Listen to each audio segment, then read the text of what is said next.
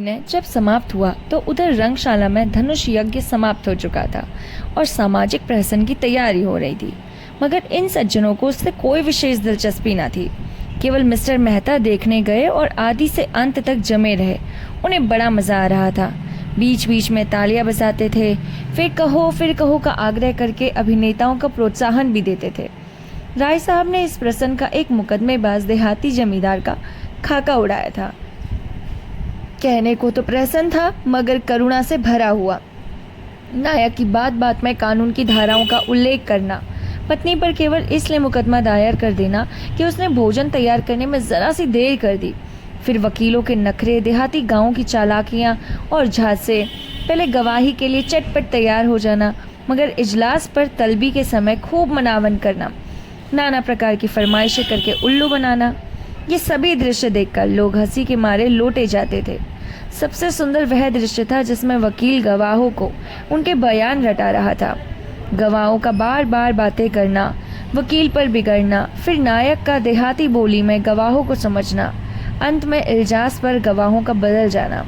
ऐसा सजीव और सत्य था कि मिस्टर मेहता उछल पड़े और तमाशा समाप्त होने पर नायक को गले लगा लिया और सभी नटों पर एक एक मेडल डालने की घोषणा कर दी।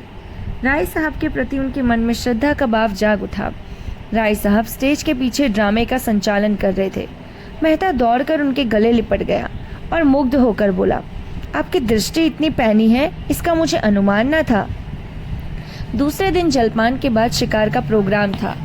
वही किसी नदी के तट पर बाग में भोजन बने, खूब जल क्रीड़ा की जाए और शाम को लोग घर जाएं, देहाती जीवन का आनंद उठाया जाए।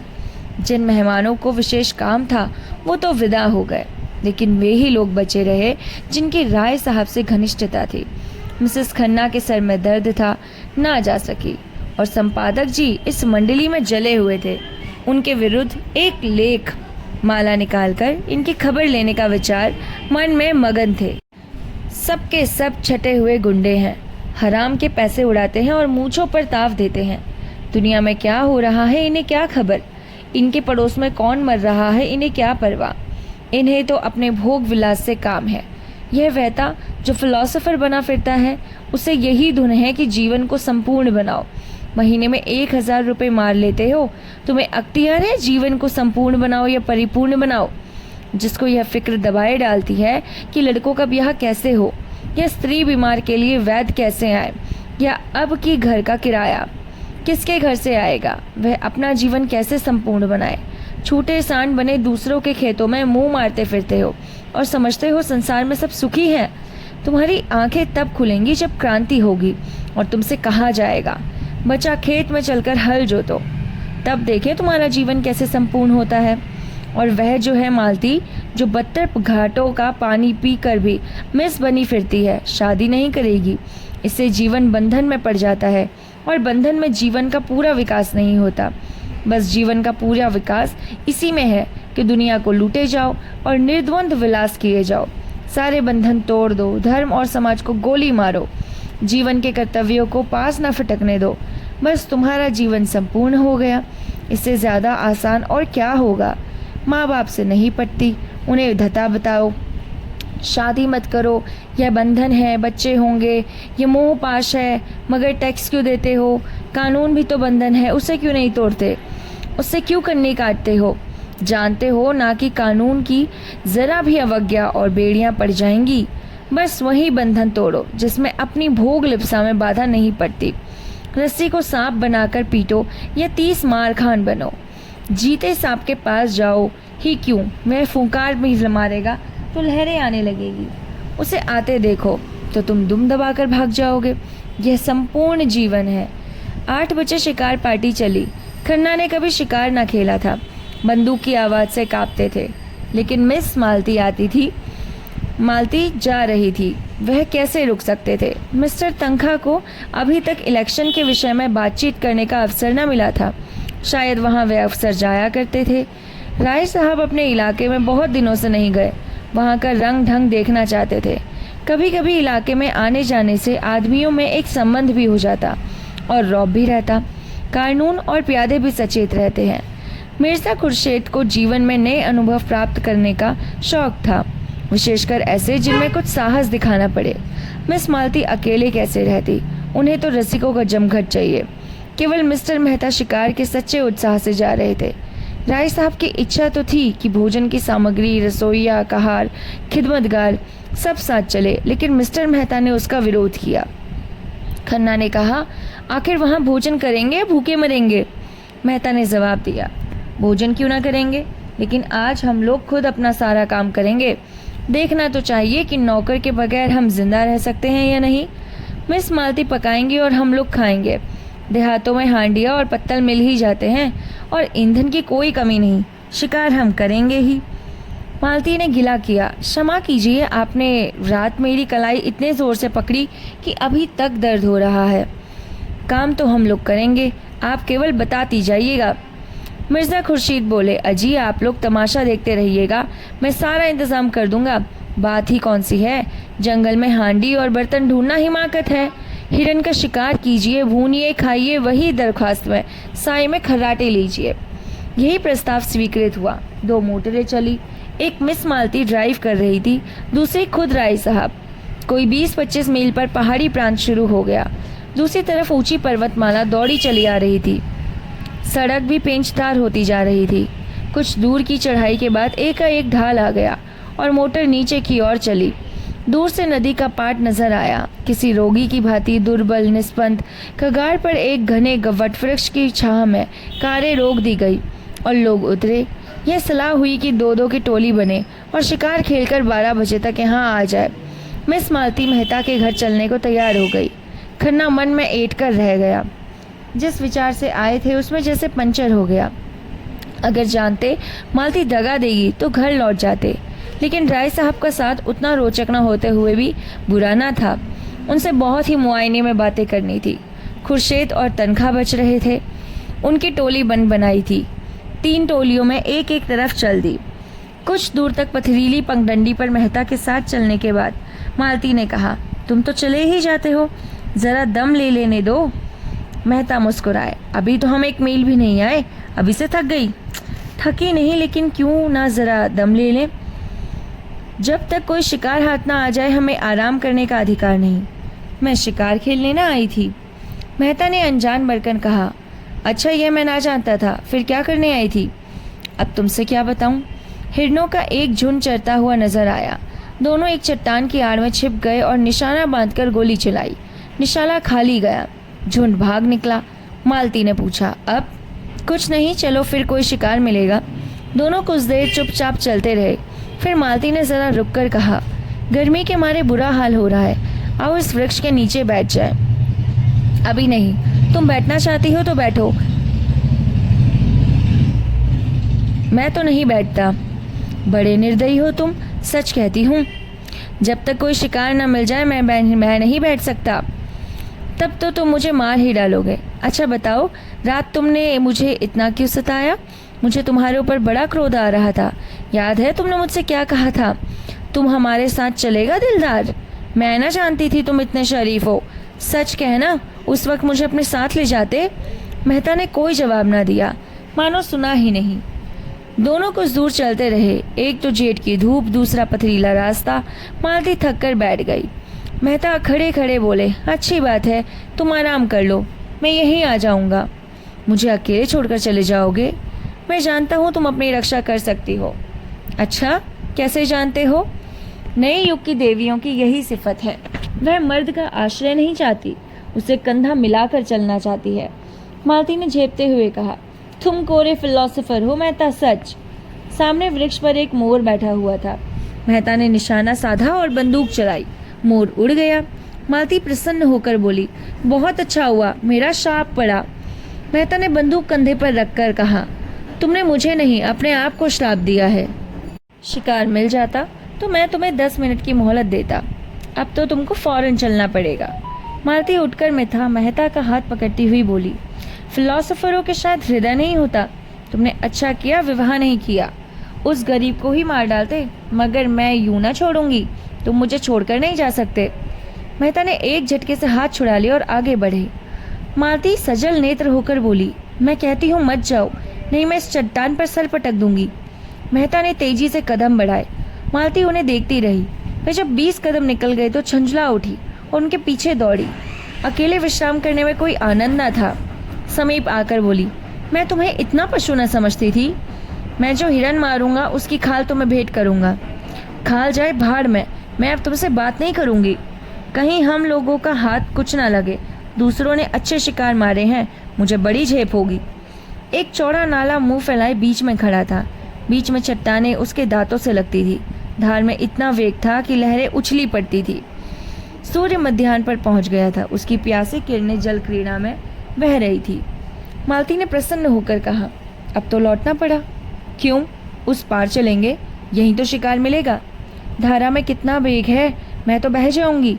अच्छी बात है, तुम यहीं बैठी रहो, मैं जाता हूँ। हाँ, आप जाइए, मुझे अपनी जान से बैर नहीं है। मेहता ने पानी में कदम रखा और पांव साधते हुए चले।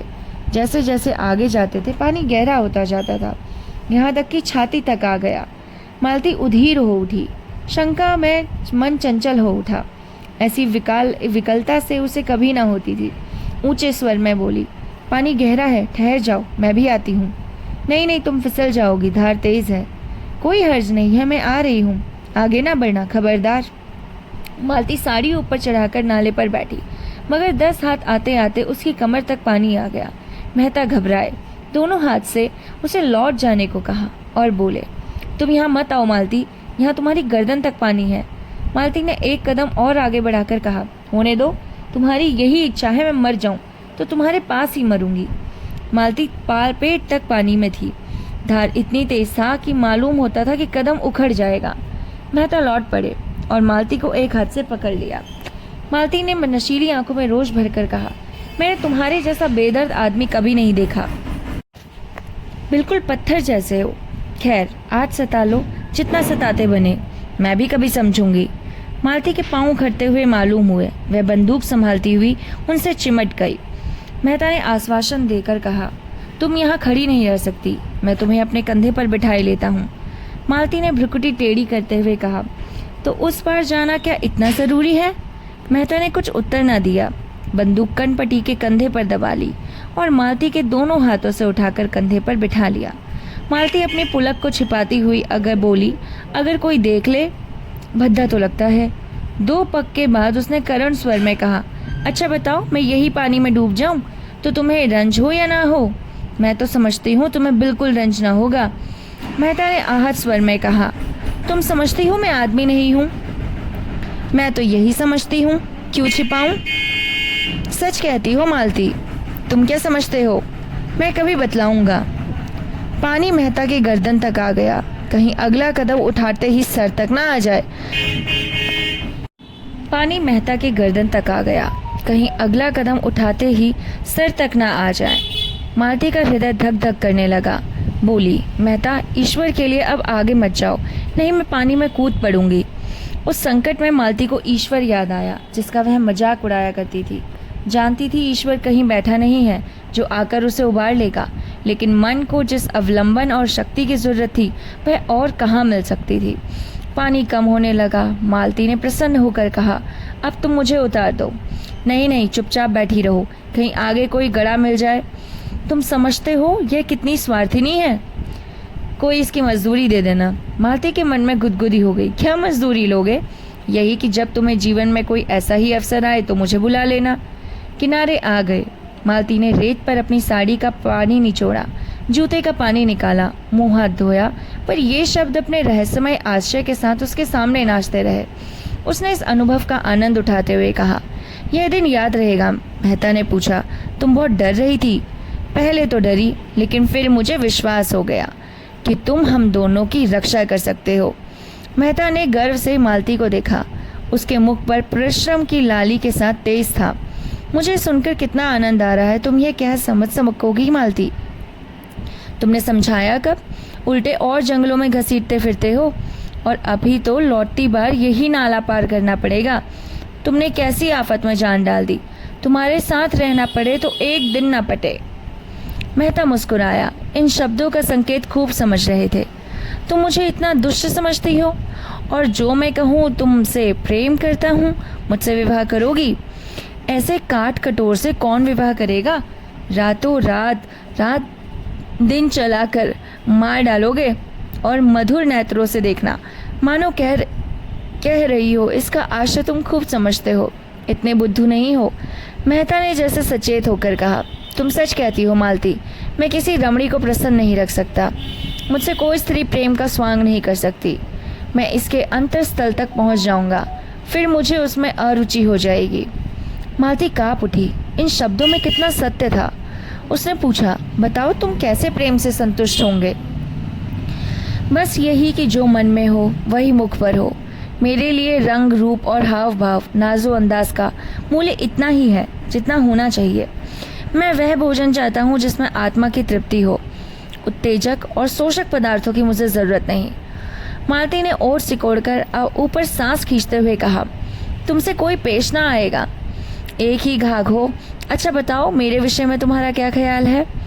मेहता ने नटखटपन से मुस्कुराकर कहा, तुम सब कुछ कर सकती हो, बुद्धिमती हो, चतुर हो, प्रतिभावान हो, दयालु हो, चंचल हो, स्वाभिमानी हो, त्याग कर सकती हो, लेकिन प्रेम नहीं कर सकती।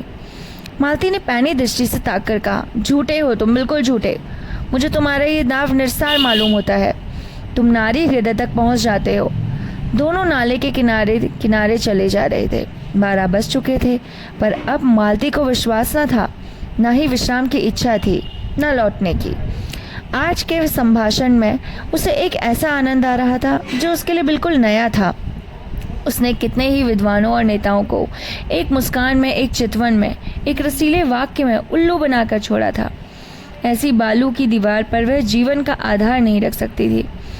आज उसे जब वह कठोर ठोस परदत पत्थर की भूमि मिल गई थी जो फावड़ों की चिंगारियां निकाल रही थी, उसकी कठोरता उसे उत्तर मुहत्तर लगती थी। धाई की आवाज़ हुई। एक लालसा नाले पर पड़े जा रहा था। मेहता ने निशाना मारा। चिड़िया चोट खाकर भी खड़ी हो गई, फिर 20 धार में गिर पड़ी और लहरों के साथ बहने लगी।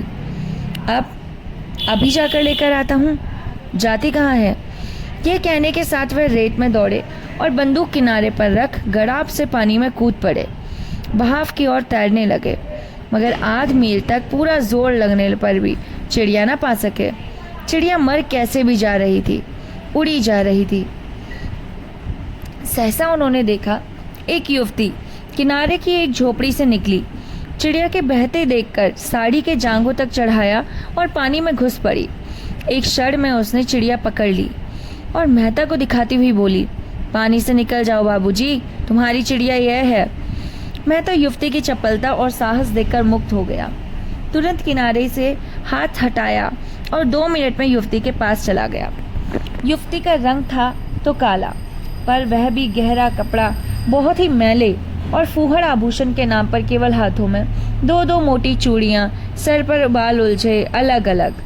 मुखमंडल का कोई भाग ऐसा नहीं जिसे सुंदर या सुघड़ कहा जा सके, लेकिन उस स्वच्छ निर्मल जलवायु में, उसके कालेपन में ऐसा लावण्य भर दिया और प्रकृति की गोद में पलकर उसके अंग इतने सुडौल, सुगठित और स्वच्छंद हो गए कि यौवन का चित्र खींचने के लिए उससे सुंदर कोई रूप ना मिलता। उसका सबल श्वास जैसे मेहता के मन में बल और तेज भर रहा था। मेहता ने उसे धन्यवाद देते हुए कहा, तुम बड़े मौके से पहुंच गई, नहीं मुझे ना जाने कितना दूर तैरना पड़ता। युवती ने प्रसन्नता से कहा, मैंने तुम्हें तैरते देखा तो दौड़ी, शिकार खेलने आए हो? हाँ आए तो थे शिकार ही खेलने, मगर दोपहर हो गई, यही चिड़िया मिली है। तेंदुआ मारना चाहो तो मैं उसका ठौर दिखा दूं। रात को यहाँ रोज पानी पीने आता है, कभी कभी दोपहर में भी आ जाता है। फिर जरा सूख उचाकर सर झुकाए बोली, उसकी खाल हमें देनी पड़ेगी। चलो मेरे द्वार पर, वहाँ पीपल की छाया है। यहाँ धूप में कब तक खड़े रहोगे? कपड़े भी तो गीले हो गए हैं। मेहता ने उसकी देह में चिपकी हुई गीली साड़ी की ओर देखकर कहा, तुम्हारे कपड़े भी तो गीले हैं। उसने लापरवाही से कहा, हमारा क्या, हम तो जंगल के ही हैं, दिन दिन भर धूप और पानी में खड़े रहते हैं, तुम थोड़े ही रह सकते हो। लड़की कितनी समझदार है और बिल्कुल गंवार। तुम खाल लेकर क्या करेगी? हमारे दादा बाजार में बेचते हैं, यही तो हमारा काम है। लेकिन दोपहरी यहाँ काटे तो तुम खिलाओगे क्या? युवती ने लजाते हुए कहा, तुम्हारे खाने लायक हमारे घर में क्या है? मक्के की रोटियाँ खाओ जो धरी हैं, चिड़िए का सालन पका दूंगी, तुम बताते जाना जैसे बनाना है। थोड़ा सा दूध भी है। हमारी गैया को एक बार तेंदुए ने घेरा था, उसे सींगों से भगा कर भाग गई। तब से तेंदुआ उससे डरता है। लेकिन मैं अकेला नहीं हूँ, मेरे साथ एक औरत भी है। तुम्हारी घर वाली होगी? नहीं, घर वाली तो अभी नहीं है, जान पहचान की है। तो मैं दौड़कर उनको बुला लाती हूँ, तुम चलकर छाँव में बैठो। नहीं नहीं, मैं बुला लाता हूँ। तुम थक गए होंगे, शहर का रहिया जंगल में काहे आते होंगे। हम तो जंगली आदमी हैं, किनारे ही तो खड़ी होगी। जब तक मेहता कुछ बोले वह हवा हो गई। मेहता ऊपर चढ़कर पीपल की छाह में बैठे। इस स्वच्छंद जीवन में उसके मन में अनुराग उत्पन्न हुआ। सामने की पर्वतमाला दर्शन तत्व की भांति अगम्य और अत्यंत फैली हुई, मानो ज्ञान का विस्तार कर रही हो। मानो आत्मा उस ज्ञान को, उस प्रकाश को, उस अगम्यता को उसके प्रत्यक्ष विराट रूप में देख रही हो। दूर के एक बहुत ऊंचे शिखर पर एक छोटा सा मंदिर था, जो उस अगम्यता में बुद्धि की भांति ऊंचा पर खोया हुआ सा खड़ा था, मानो वहां तक पर मारकर पक्षी विश्राम लेना चाहता है और कहीं स्थान नहीं पाता। मेहता इन्हीं विचारों में डूबे हुए थे कि युवती मिस मालती के साथ लिए आ पहुंचे।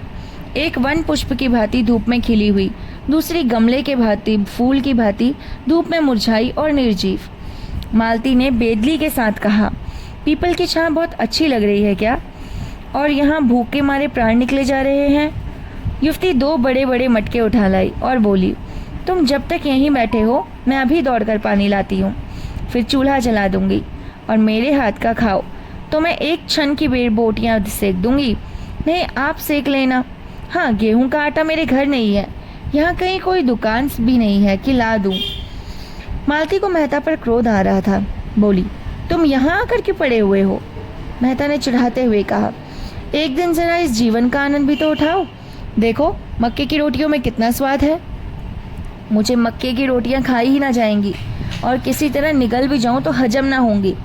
तुम्हारे साथ आकर मैं बहुत पछता रही हूँ। रास्ते भर दौड़ा के मार डाला, अब यहाँ पर लाकर पटक दिया। मेहता ने कपड़े उतार दिए थे, केवल एक नीला जंघिया पहने बैठा हुआ था। युवती को मटके ले जाते देखा तो उसके हाथ में मटके छीन लिए और कुएं पर पानी भरने चले। दर्शन के गहरे अध्ययन में भी उन्होंने अपने स्वास्थ्य की रक्षा की थी और दोनों मटके लेकर चलते हुए उसकी मांसल भुजाएं और चौड़ी छाती और मछलीदार जांघें किसी यूनानी प्रतिमा को सुगठित अंगों की भांति उसके पुरुषार्थ का परिचय दे रही थी। युवती उन्हें पानी खींचते हुए अनुराग भरी आंखों से देख रही थी। वह अब उसकी दया के पात्र नहीं, श्रद्धा के पात्र हो गए थे।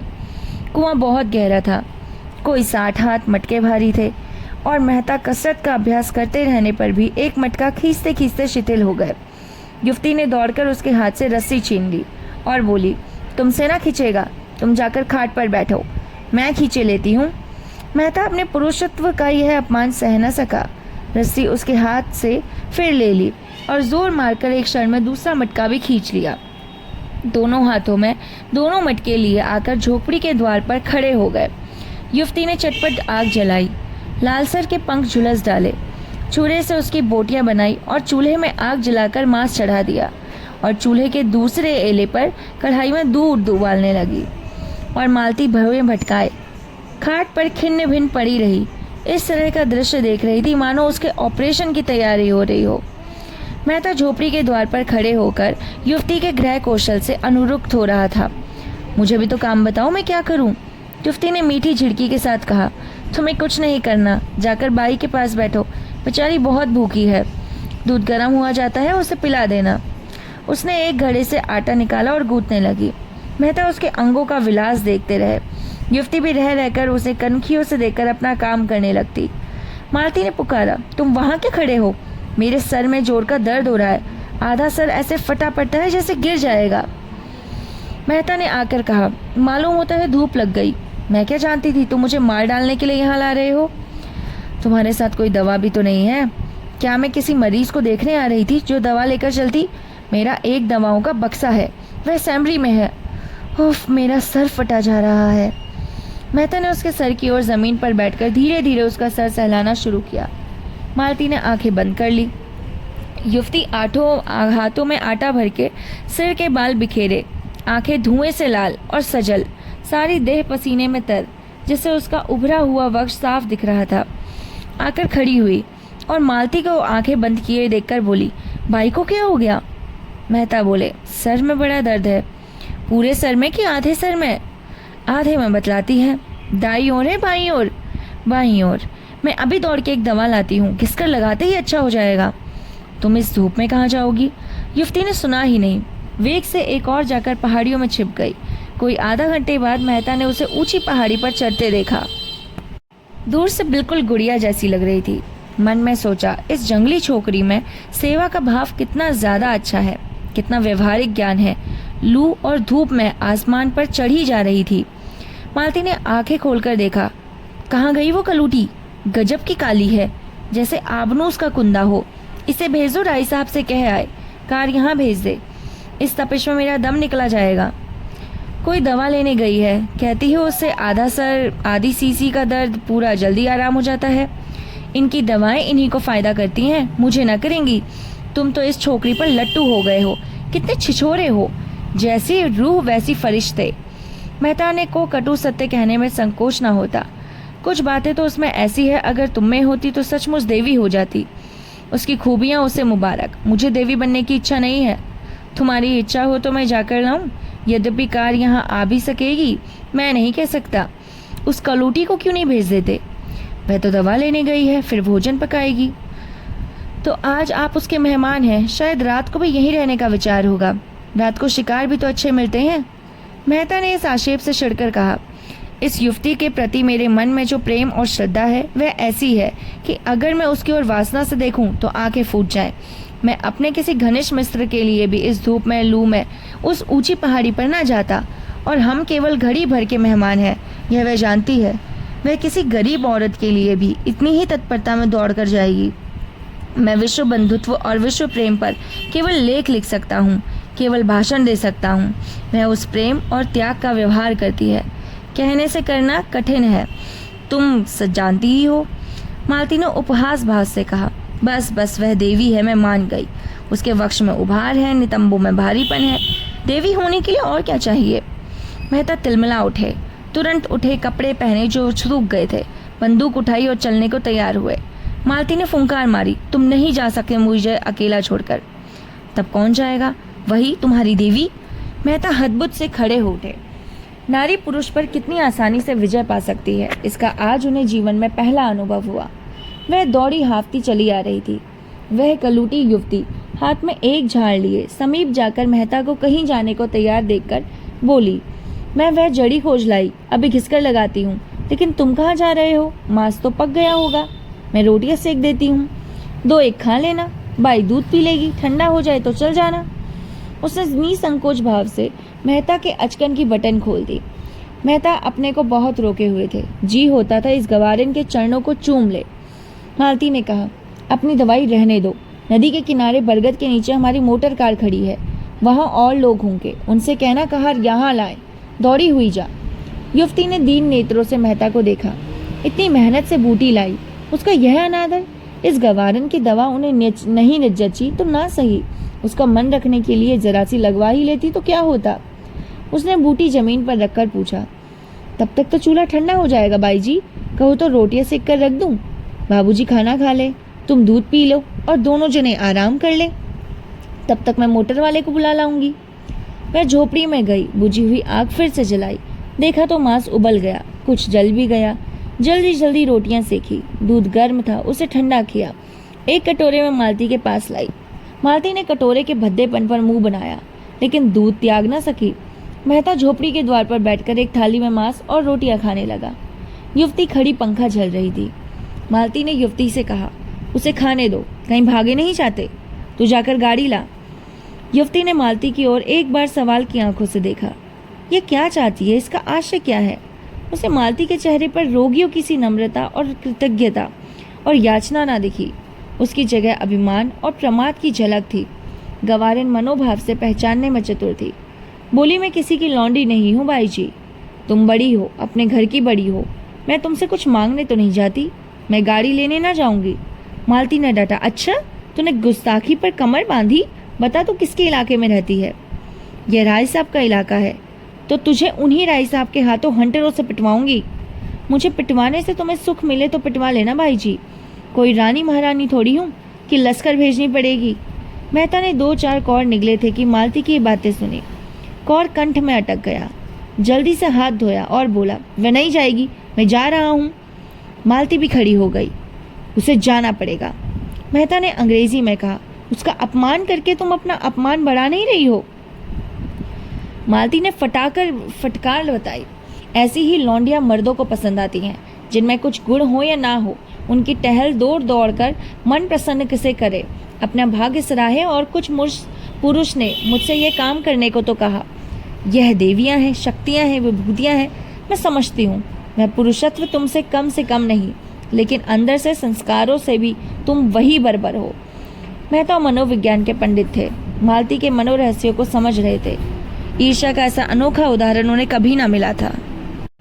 उस रमणी में जो इतनी मृदु स्वभाव, इतनी उदार, इतनी प्रसन्न मुख थी, ईर्ष्या की ऐसी प्रचंड ज्वाला। बोले, कुछ भी कहो, मैं उसे जाने ना दूंगा।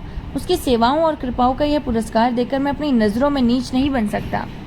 मेहता के स्वर में कुछ ऐसा तेज था कि मालती धीरे से उठी और चलने को तैयार हो गई।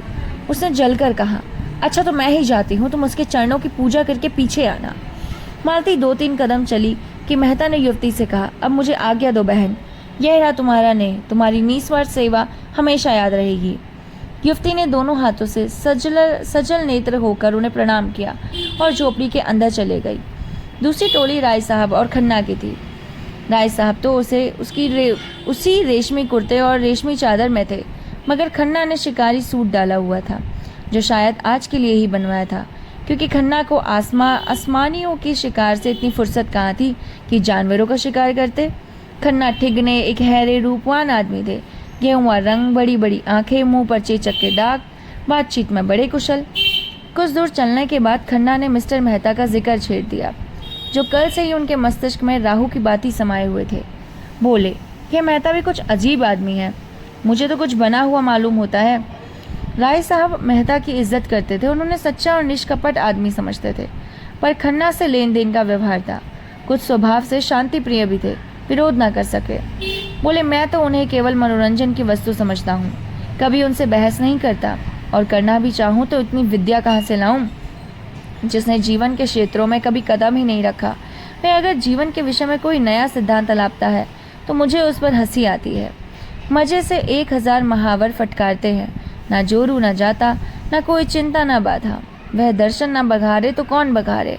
आप निर्द्वंद रहकर जीवन को संपूर्ण बनाने का स्वप्न देखते हैं, ऐसे आदमी से क्या बहस की जाए। मैंने सुना चरित्र का अच्छा नहीं है। बेफिक्री में चरित्र अच्छा रह ही कैसे सकता है। समाज में रहो और समाज के कर्तव्य और मर्यादाओं का पालन करो, तब पता चले। मालती ना जाने क्या देखकर उन पर लट्टू हुई जाती है। मैं समझता हूँ वो केवल तुम्हें जला रही है। वह क्या जलाएगी बेचारी, मैं उन्हें खिलौने से ज़्यादा नहीं समझता। यह तो ना कहो मिस्टर खन्ना, मिस मालती पर तो जान दे देते हो तुम। यूँ तो आपको भी यही इल्ज़ाम दे सकता हूँ। मैं सचमुच खिलौना समझता हूँ, आप उन्हें प्रतिमा बनाए हुए हैं। खन्ना ने ज़ोर से कहकारा मारा, लेकिन हंसी की कोई बात ना थी। अगर 1 लोटा जल चढ़ा देने से वरदान मिल जाए तो क्या बुरा हुआ है। अब की राय साहब ने ज़ोर से कहकर मारा, जिसका कोई प्रयोजन ना था। तब आपने उस देवी को समझा ही नहीं। आप जितनी ही उसकी पूजा करेंगे उतना ही वह आपसे दूर भागेगी, जितना ही दूर भागेगा उतनी ही आपकी ओर दौड़ेगी। तब तो उन्हें आपकी ओर दौड़ना चाहिए था, मेरी ओर। मैं उस रसिक समाज से बिल्कुल बाहर हूँ मिस्टर खन्ना।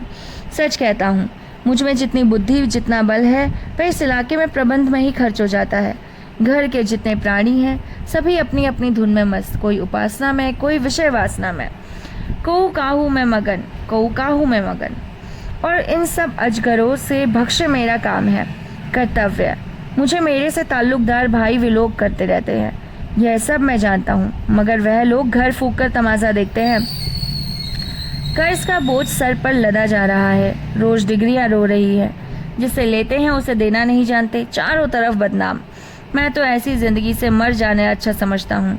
मालूम नहीं किस संस्कार में मेरी आत्मा में जरा सी बाकी रह गई, जो मुझे देश और समाज के बंधन में बांधे हुए है। सत्याग्रह आंदोलन छिड़ा, मेरे सारे भाई शराब कबाब में मस्त थे, मैं अपने को ना रोक सका। जेल गया, लाखों रुपए की जेब बराई उठाई, अभी तक उसका तवावान दे रहा हूँ। मुझे उसका पछतावा नहीं है, बिल्कुल नहीं। मुझे उसका पछतावा नहीं, बिल्कुल भी नहीं। मुझे उस पर गर्व है। मैं उस आदमी को आदमी नहीं समझता तो देश और समाज की भलाई के लिए उद्योग ना करे और बलिदान ना करे। मुझे क्या अच्छा लगता है कि निर्जीव किसानों का रक्त चूसूं और अपने परिवार वालों की वासनाओं की तृप्ति के साधन जुटाऊं। मगर करूं क्या? जिस व्यवस्था में पला और जिया, उससे घृणा होने पर भी उसका मोह त्याग नहीं सकता और उसी चरखे में दिन रात पड़ा रहता हूँ कि किसी तरह इज्जत आबरू बची रहे और आत्मा की हत्या ना होने पाए। ऐसा आदमी मिस मालती क्या, किसी भी मिस के पीछे नहीं पड़ सकता, और पड़े तो उसका सर्वनाश हो जाइए। हाँ, थोड़ा सा मनोरंजन कर लेना दूसरी बात है। मिस्टर खन्ना भी साहसी आदमी थे, संग्राम में आगे बढ़ने वाले। 2 बार जेल हो आए थे, किसी को दबाना ना जानते थे, खद्दर ना पहनते थे और ना ही फ्रांस की शराब पीते थे। अवसर पड़ने पर बड़ी बड़ी तकलीफें झेल सकते थे। जेल में शराब छुई तक नहीं और A क्लास में रहकर भी C क्लास की रोटियां खाते रहे। हालांकि उन्हें हर तरह का आराम मिल सकता था, मगर रण क्षेत्र में जाने वाला रथ भी तो बिना तेल के नहीं चल सकता। उनके जीवन में थोड़ी सी रसिकता लाजमी थी। बोले, आप सन्यासी बच सकते हैं, मैं तो नहीं बन सकता। मैं समझता हूँ जो भोगी नहीं है वह संग्राम में पूरे उत्साह से नहीं जा सकता। जो रमणी से प्रेम नहीं कर सकता उसे देश प्रेम में मुझे विश्वास नहीं। राय साहब मुस्कुराए। आप मुझी पर आवाज़ें कसने लगे हैं। आवाज़ नहीं है, तत्व की बात है। शायद हो। आप अपने दिल के अंदर पैठ कर देखिए तो पता चले। मैंने तो पैठ कर देखा है और मैं आपको विश्वास दिलाता हूँ कि वहाँ और चाहे कितनी बुराइयाँ हों, विषय की लालसा नहीं है। आगे के पार्ट को हम कल कंटिन्यू करते हैं। तब तक के लिए नमस्कार।